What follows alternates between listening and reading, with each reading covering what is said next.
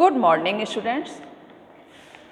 आज हम अपना चैप्टर 15 जिसका शीर्षक है पंच परमेश्वर, यह कहानी मुंशी प्रेमचंद जी द्वारा लिखी है। ठीक है, इस कहानी में ऐसे दो मित्रों के बारे में पढ़ेंगे आज हम, जिन्होंने एक दूसरे के लिए मित्रता से ऊपर उठकर न्याय किया। उन्होंने साबित कर दिखाया कि न्याय के मंदिर में सदा सत्य ही जीतता है। ठीक है, आइए पढ़ते हैं हम, है ना। पंच परमेश्वर।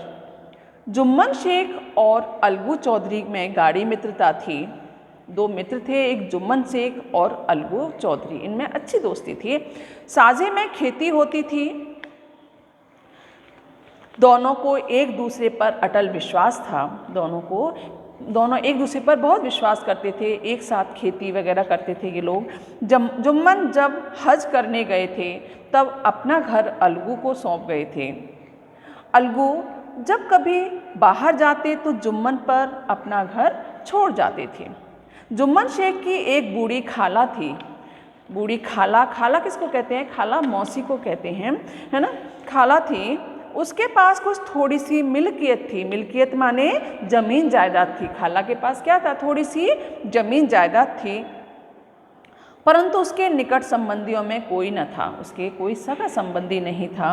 जुम्मन ने लंबे चौड़े वायदे करके वह मिल्कियत अपने नाम लिखवा ली थी। जो जुम्मन था उसने बड़े बड़े वायदे किए कि मैं आपकी देखभाल करूँगा।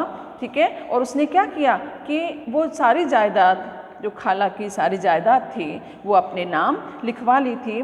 जब तक दान पत्र की रजिस्ट्री न हुई थी तब तक खाला का खूब आदर सत्कार किया गया, पर रजिस्ट्री की मोहर ने खातिरदारियों पर भी मानो मोहर लगा दी हो। फिर उसने क्या किया, जब रजिस्ट्री हो गई उसके बाद उसने उसकी देखभाल करना बंद कर दिया था। अब बेचारी खाला को प्रायः नित्य ही कड़वी बातें सुननी पड़ती और अपमान सहन करना पड़ता था। कुछ दिन उसने सुना और सहा, पर जब न सहा गया तो जुम्मन से शिकायत की और अलग रहने के लिए गुजारे की मांग की।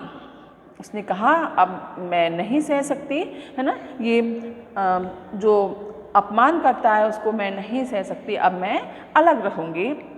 जुम्मन ने धृष्टता के साथ उत्तर दिया, धृष्टता यानी ढिठाई के साथ उत्तर दिया, रुपए क्या यहाँ फलते हैं? खाला ने पूछा, मुझे भी कुछ रूखा सूखा चाहिए कि नहीं? जुम्मन ने गंभीर स्वर से जवाब दिया, तो कोई यह थोड़े ही समझा था कि तुम मौत से लड़कर आई हो। खाला बिगड़ गई और उसने मामला पंचायत में पेश करने की धमकी दी। जुम्मन हंसे। जिस तरह कोई शिकारी हिरण को जाल की तरफ जाते देखकर मन ही मन हंसता है। वे बोले, हाँ ज़रूर, पंचायत करा लो, फैसला हो जाए। मुझे भी यह रात दिन की खटपट पसंद नहीं। पंचायत में किसकी जीत होगी इस विषय में जुम्मन को कुछ भी संदेह नहीं था। ऐसा कौन था जो उसको अपना शत्रु बनाने का साहस कर सके। इसके बाद कई दिनों तक बूढ़ी खाला लाठी टेकती हुई आसपास के गांव में दौड़ती रही। कमर झुककर कमान हो गई थी, एक एक पग चलना दूभर था, मगर जो बात आ पड़ी थी उसका निर्णय करना जरूरी था ना। वो अपनी जो उसके लिए निर्णय करवाने के लिए उसने जो मन से बोला कि मैं पंचायत बैठाऊंगी, है ना, न्याय चाहिए मुझे भी, रहने के लिए खाने के लिए चाहिए। ठीक है, उसके लिए वह खूब भाग दौड़ करती रही। संध्या समय एक पेड़ के नीचे पंचायत बैठी। शाम के समय एक पेड़ के नीचे पंचायत यानी 5 लोग जो न्याय करते हैं वो बैठी। जुम्मन शेख ने पहले से ही सारा प्रबंध कर रखा था। 5 लोग बैठ गए तो बूढ़ी खाला ने उनसे विनती की, पंचों, आज 3 साल हुए मैंने अपनी सारी जायदाद अपने भांजे जुम्मन के नाम लिख दी थी, इसे आप लोग जानते ही होंगे। जुम्मन ने मुझे जीवन भर रोटी कपड़ा देना कबूल किया था। साल भर तो मैंने रो धोकर काटा, पर अब रात दिन का रोना सहा नहीं जाता। अब न पेट की रोटी मिलती है न तन को कपड़ा मिलता है। तुम्हारे सिवा और किससे अपना दुख सुनाऊं? तुम लोग जो राह निकाल दो उसी पर चलूं। मैं पंचों का हुक्म सिर माथे चढ़ाऊंगी। उन्होंने पंचों से कहा कि जैसा तुम न्याय कर दोगे मैं उसी को मानूंगी। सरपंच किसे बनाया जाए, इस प्रश्न को लेकर जुम्मन शेख और खाला जान में कुछ कहा सुनी हो गई। यानी सरपंच किसे बनाया जाए। खाला बोली, खुदा से डरो। पंच न किसी के दोस्त होते हैं और न दुश्मन, है ना। जो जुम्मन था वो सोचता कि मैं अपना एक ऐसा कोई मित्र बनाऊं जो मेरी तरफ बोले, है ना। लेकिन खाला ने क्या कहा कि पंच किसी के न तो दोस्त होते हैं न ही दुश्मन होते हैं, और तुम्हारा किसी पर विश्वास न हो तो जाने दो। अलगू चौधरी को तो मानते हो, लो मैं उन्हीं को सरपंच बनाती हूँ। जो अलगू चौधरी था, है ना, वो भी उसका दोस्त था ना, उसको तो जानते हो ना, मैं उसको सरपंच बनाती हूँ। जुम्मन शेख आनंद से फूल उठे, परंतु भावों को छिपाकर बोले, अलगू चौधरी ही सही, मेरे लिए जैसे रामधन मिसर वैसे अलगू। वो अंदर अंदर खुश हो रहा था कि अलगू मेरा अच्छा दोस्त है ना, तो मेरी तरफ बोलेगा।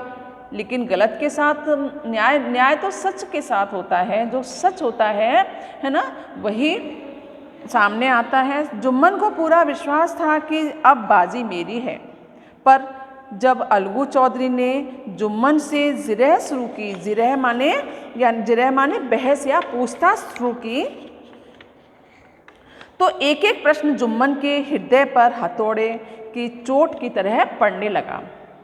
फिर पंचायत है, वो तो सारे क्वेश्चन पूछेंगे और क्वेश्चन का सही से निर्णय करेंगे, ठीक है। तो वो क्या लगने लगा, वो जो अलगू पूछता तो उसको हथौड़े की चोट जैसा लगता कि ये मेरा दोस्त है कि इस तरह से बातें कर रहा है मुझसे। जुम्मन चकित थे कि अलगू को क्या हो गया, अभी ये मेरे साथ बैठा हुआ कैसी कैसी बातें कर रहा था, अब इतनी ही देर में ऐसी काया पलट हो गई। काया पलट माने क्या होता है, पूरी तरह बदल गया, अभी थोड़ी देर में ही बदल गया ये पूरी तरह, कि मेरी जड़ खोदने पर तुला हुआ है। क्या इतने दिनों की दोस्ती कुछ भी काम ना आएगी। जुम्मन शेख इसी उधेड़-बुन में पड़े हुए थे, उधेड़-बुन यानी सोच विचार में पड़े हुए थे कि अलगू ने फैसला सुनाया। जुम्मन शेख, पंचों ने इस मामले पर विचार किया। उन्हें यह उचित मालूम होता है कि खाला जान को माहवार खर्च दिया जाए, खाला जान को हर महीने खर्च दिया जाए, बस यही हमारा फैसला है। पंचों ने फैसला कर दिया। अगर जुम्मन को खर्च देना मंजूर न हो तो रजिस्ट्री रद्द समझी जाए। अगर जुम्मन खाला को हर महीना खर्च नहीं देता तो जो रजिस्ट्री की है खाला ने वो रद्द समझी जाएगी। इस फैसले से अलगू जुम्मन की दोस्ती की जड़ हिल गई। दोनों में जो दोस्ती थी वो अब टूट गई। वे मिलते जुलते थे, लेकिन उसी तरह जैसे तलवार से ढाल मिलती है। जुम्मन के चित्त में मित्र की कुटिलता आठों पहर खटका करती थी, ठीक है। चित्त यानी मन में, कुटिलता माने क्या होता, छल जो किया था वो आठों पहर खटका करती थी कि किसी तरह बदला लेने का अवसर मिले। यानी जो वो तो ये समझ रहा था कि ये इसने छल किया है मेरे साथ, लेकिन जो पंचायत होती है वो सही फैसला करती है। जो फैसला होना था, सच होना था, वो किया, लेकिन उन दोनों में दोस्ती जो थी वो बिगड़ गई और वो उससे बदला लेने की सोचने लगा, ठीक है। ऐसा अवसर जल्दी ही जुम्मन के हाथ आया। अलगू चौधरी बटेसर के से 2 बैलों की एक बहुत अच्छी जोड़ी लाए थे। अलगू कहाँ से, बटेसर के मेले में से 2 बैलों की जोड़ी लेकर आए थे। दैवयोग से जुम्मन की पंचायत के 1 महीने बाद इस जोड़ी का एक बैल मर गया। अब अकेला बैल किस काम का। निदान यह सलाह ठहरी कि इसे बेच डालना चाहिए। गांव में एक समझू साहू थे, वह इक्का हाँकते थे। गांव से गुड़ घी लाद कर मंडी ले जाते, मंडी से तेल नमक भरकर लाते और गांव में बेचते। इस बैल पर उनका मन लहराया। उन्होंने सोचा कि यह बैल हाथ लगे तो दिन भर बेखटके 3 खेप हों। बेखटके माने बिना रोक टोक के, और खेप यानी बारी, 3 बार मैं शहर ले जाऊं और माल बेचूं। आजकल तो एक ही खेप के लाले पड़े रहते हैं।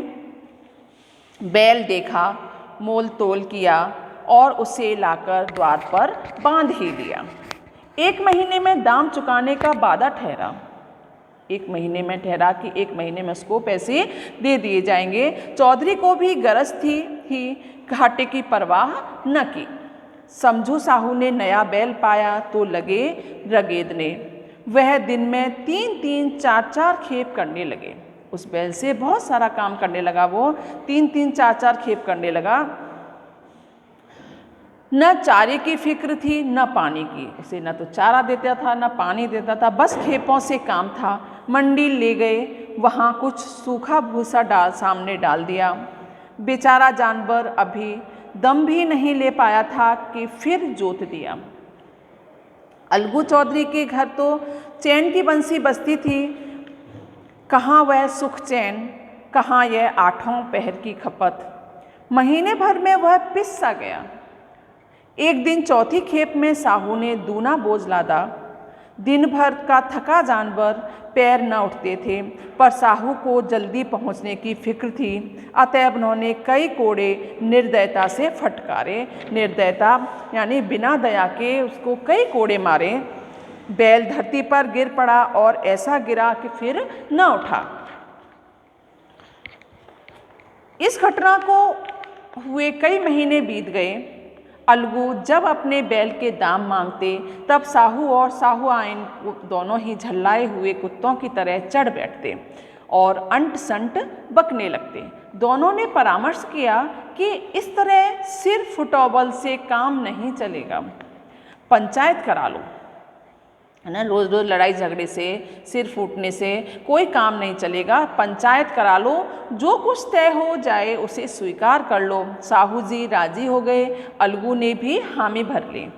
पंचायत बैठी तो रामधन मिश्र ने कहा, बोलो चौधरी, किसको पंच बदते हो। अलगू ने दीन भाव से कहा, समझू साहू ही चुन लें। समझू खड़े हुए और कड़क कर बोले, मेरी ओर से जुम्मन शेख। जुम्मन का नाम सुनते ही अलगू चौधरी का कलेजा धक धक करने लगा, मानो किसी ने अचानक थप्पड़ मार दिया हो। किसी ने पूछा, क्यों चौधरी, तुम्हें कोई उज्र तो नहीं। उज्र यानी ऐतराज, है ना, कोई ऐतराज तो नहीं। चौधरी ने निराश होकर कहा, नहीं, मुझे क्या ऐतराज होगा, उज्र होगा, मुझे क्या ऐतराज होगा। सरपंच का मुख्य आसन ग्रहण करते हुए जुम्मन शेख के मन में अपनी जिम्मेदारी का भाव पैदा हुआ। उन्होंने सोचा, मैं इस वक्त न्याय और धर्म के सर्वोच्च आसन पर बैठा हूँ। मैं इस वक्त कहाँ बैठा हूँ? न्याय और धर्म के सबसे ऊंचे आसन पर बैठा हूँ। मेरे मुंह से इस समय जो कुछ भी निकलेगा वह देववाणी से सदृश होगा, देववाणी के समान होगा। अभी जो मेरे मुंह से, है ना, न्याय करते समय मेरे मुंह से जो कुछ भी निकलेगा वह एक देववाणी के समान होगा। मेरा सत्य से जो भर भी टलना उचित नहीं। पंचों ने दोनों पक्षों से सवाल जवाब किए। अंत में जुम्मन ने फैसला सुनाया, अलगू चौधरी और समझू साहू, पंचों ने तुम्हारे मामले पर अच्छी तरह विचार किया। समझू को उचित है कि बैल का पूरा दाम दें। जिस समय उन्होंने बैल लिया उस वक्त से कोई बीमारी न थी। उस वक्त से कोई बीमारी न थी। अगर उसी समय दाम दे दिए जाते तो आज समझू उसे फेर लेने का आग्रह न करते। बैल की मृत्यु केवल इस कारण हुई कि उससे बड़ा कठिन परिश्रम लिया गया और उसके दाने चारे का अच्छा प्रबंध न किया गया। सरपंच का फैसला सुनकर अलगू चौधरी फूले न समाये, उठ खड़े हुए और जोर से बोले,